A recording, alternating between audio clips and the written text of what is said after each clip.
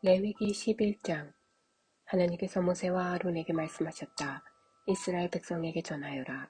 그들에게 이렇게 일러주어라. 땅 위에 있는 모든 짐승 가운데 내가 먹을 수 있는 짐승은 이러하다. 굽이 둘로 갈라지고 새김질을 하는 짐승은 어느 것이든 먹어도 된다. 새김질은 하지만 굽이 갈라지지 않았거나 굽은 갈라졌으나 새김질을 하지 않는 짐승은 먹어서는 안 된다. 예를 들어 낙타는 새김질은 하지만 굽이 갈라지지 않았으니 부정한 것이다. 오소리도 새김질은 하지만 굽이 갈라지지 않았으니 부정한 것이다. 토끼도 새김질은 하지만 굽이 갈라지지 않았으니 부정한 것이다. 돼지는 굽이 둘로 갈라졌지만 새김질을 하지 않으니 부정한 것이다. 너희는 이런 짐승의 고기를 먹어서는 안 되며 그 주검을 만져서도 안 된다. 그것들은 너희에게 부정한 것이다. 바다나 강에 사는 동물 가운데서 지느러미와 비늘이 있는 것은 무엇이든 먹어도 된다. 그러나 바다에 사는 것이든 강에 사는 것이든 얕은 곳에 사는 작은 것이든 깊은 곳에 사는 큰 것이든 지느러미와 비늘이 없는 것은 무엇이나 혐오스러운 것이다. 이런 것은 혐오스러운 것으로 여겨라. 그 고기를 먹지 말고 그 주검도 혐오스러운 것으로 여겨라. 물에 사는 것 가운데서 지느러미와 비늘이 없는 것은 무엇이든 너희에게 혐오스러운 것이다. 다음은 너희가 혐오해야 할 새들이니 이것들은 먹지 마라. 독수리, 참수리, 물수리, 솔개, 각종 수리, 각종 까마귀, 타조, 쏙독새, 갈매기, 각종 매, 올빼미, 가마우지, 따오기, 뜸부기, 사다새, 대머리수리, 황새, 각종 외가리, 오디새, 박쥐, 이 새들은 혐오스러운 것이다. 네 발로 기어다니는 날벌레는 모두 너희에게 혐오스러운 것이다. 그러나 이것들 가운데서 몇 가지는 먹어도 된다. 이를테면 다리가 달려서 땅에서 뛸 수 있는 것은 먹을 수 있다. 각종 메뚜기와 여치와 귀뚜라미와 방앗개비는 먹어도 된다. 그러나 그 밖에 다리가 4개 달린 날벌레는 모두 혐오스러운 것이다. 그런 것들의 주검에 몸이 닿은 사람은 저녁 때까지 부정하다. 그 주검들 가운데 하나라도 들어옮기는 사람은 반드시 자기 옷을 빨아야 한다. 그는 저녁 때까지 부정하다. 굽이 갈라졌어도 완전히 갈라지지 않았거나 새김질을 하지 않는 짐승은 모두 너희에게 부정한 것이다. 그것들 가운데 어느 하나의 주검에 몸이 닿은 사람은 부정하게 된다. 네 발로 걷는 짐승 가운데 발바닥으로 걷는 짐승은 모두 너희에게 부정한 것이다. 그 주검에 몸이 닿은 사람은 저녁 때까지 부정하다. 그 주검을 들어 옮기는 사람은 반드시 자기 옷을 빨아야 한다. 그는 저녁 때까지 부정하다. 그것들은 너희에게 부정한 것이다. 땅에 기어다니는 동물 가운데서 너희에게 부정한 것은 이러하다. 족제비, 쥐, 각종 도마뱀, 도마뱀 부치, 왕도마뱀, 벽도마뱀, 사막도마뱀, 카멜레온, 기어다니는 동물 가운데 이런 것들은 너희에게 부정한 것이다. 이것들이 죽었을 때 그 주검을 만지는 사람은 저녁 때까지 부정하다. 이것들 가운데 하나가 죽어서 어떤 물건 위에 떨어진 경우 나무든 천이든 가죽이든 삼배든 그 물건이 무엇으로 만들어졌든 또 그 물건의 용도가 무엇이든 관계없이 그 물건은 부정하게 되니 그 물건을 물에 담가라. 그것은 저녁 때까지 부정하고 그 후에는 정결하다. 그 주검이 질그릇에 떨어지면 그 안에 있는 것은 무엇이든 부정하게 된다. 너희는 그 그릇을 깨뜨려야 한다. 먹을 수 있는 음식이더라도 그 그릇에 담긴 물에 닿으면 부정하게 된다. 그 그릇에 담긴 마실 것도 무엇이든 부정하게 된다. 이런 것들의 주검이 어떤 물건에 떨어지면 그 물건은 무엇이든 부정하게 된다. 화덕이든 냄비든 모두 깨뜨려야 한다. 그것들은 부정한 것이니 너희는 그것들을 부정한 것으로 여겨야 한다. 샘이나 물이 고인 웅덩이는 정결한 것으로 남지만 이 주검들 가운데 어느 하나라도 너희 몸에 닿으면 너희는 부정하게 된다.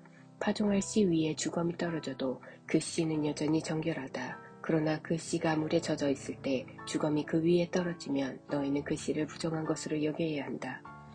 먹어도 되는 짐승이 죽었을 경우 그 주검에 몸이 닿은 사람은 누구나 저녁 때까지 부정하다.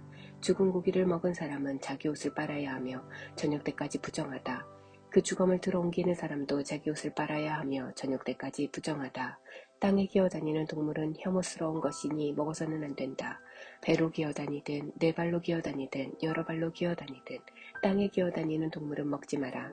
그것들은 혐오스러운 것이다. 너희는 그것들로 너희 자신을 부정하게 하거나 더럽히는 일이 없게 하여라. 나는 너희 하나님이다. 내가 거룩하니 너희도 자신을 거룩하게 하여라. 땅에 기어다니는 어떤 것으로도 너희 자신을 부정하게 해서는 안 된다. 나는 너희를 이집트 땅에서 이끌어낸 하나님이다. 내가 거룩하니 너희도 거룩하여라. 이것은 짐승과 새와 물고기와 땅에 기어다니는 동물에 관한 규례다. 너희는 부정한 것과 정결한 것, 먹을 수 있는 동물과 먹을 수 없는 동물을 구별해야 한다. 12장. 하나님께서 모세에게 말씀하셨다. 이스라엘 백성에게 이렇게 일러주어라. 임신하여 사내 아이를 낳은 여자는 7일 동안 부정하다. 그녀는 월경할 때와 마찬가지로 부정하다. 너희는 8일째 되는 날에 그 아이에게 할례를 행하여라. 산모는 출혈 상태에서 정결하게 될 때까지 33일 동안 집안에 머물러 있어야 한다. 정결하게 되는 기간이 다 찰 때까지 산모는 거룩하게 구별된 것을 만지거나 성소에 들어가서는 안 된다. 여자아이를 낳은 여자는 14일 동안 부정하다. 그녀는 월경할 때와 마찬가지로 부정하다. 산모는 출혈 상태에서 정결하게 될 때까지 66일 동안 집안에 머물러 있어야 한다.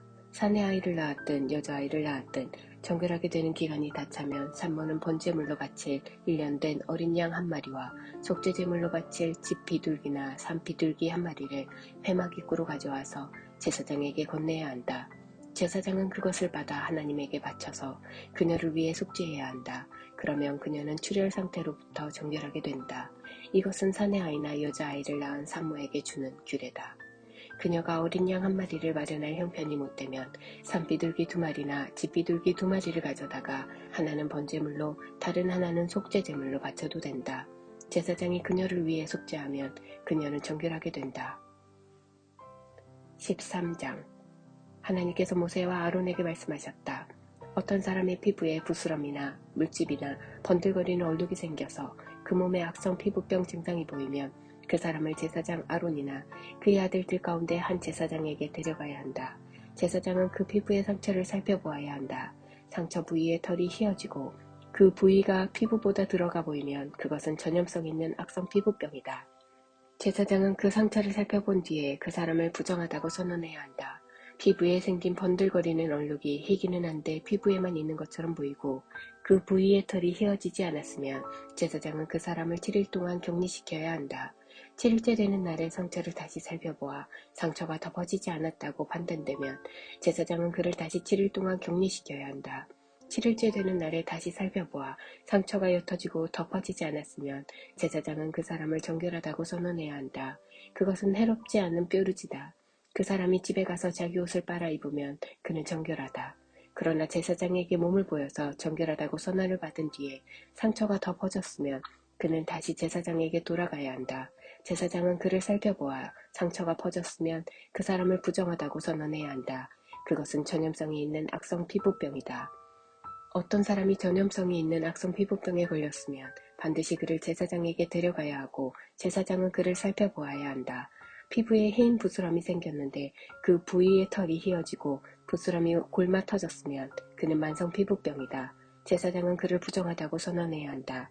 그러나 그가 이미 부정하다는 진단을 받았으므로 그를 격리시키지 않아도 된다.